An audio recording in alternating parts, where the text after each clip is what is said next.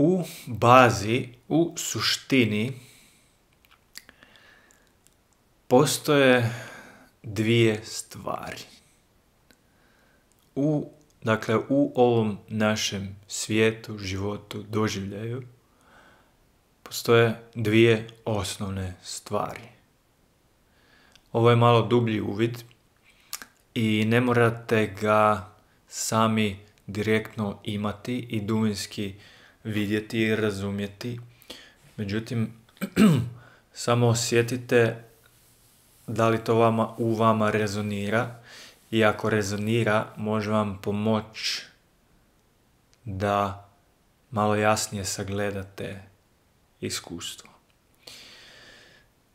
Dakle, postoje samo dvije stvari na kraju krajeva. Jedno je sve što doživljavamo kao formu, a drugo smo mi sami. Dakle, ono što doživljavamo i onaj tko doživljava.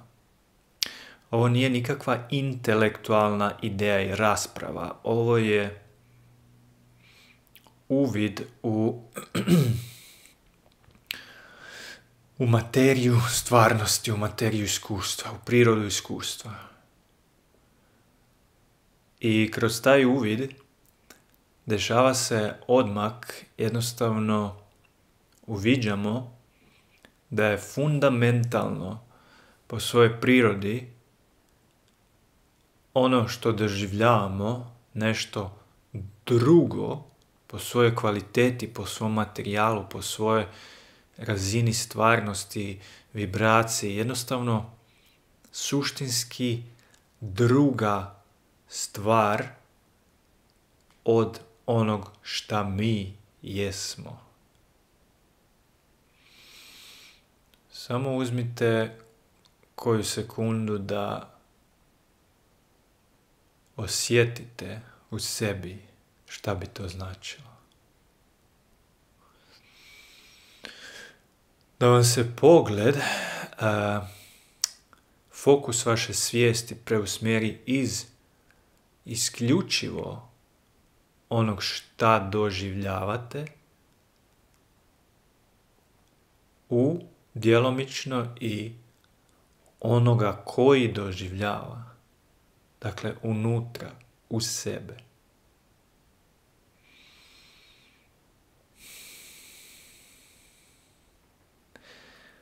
Dogodi u onoj mjeri u kojoj smo zaslijepljeni i zapetljani samo onim što doživljavamo, u toj mjeri se gubimo u tom svijetu.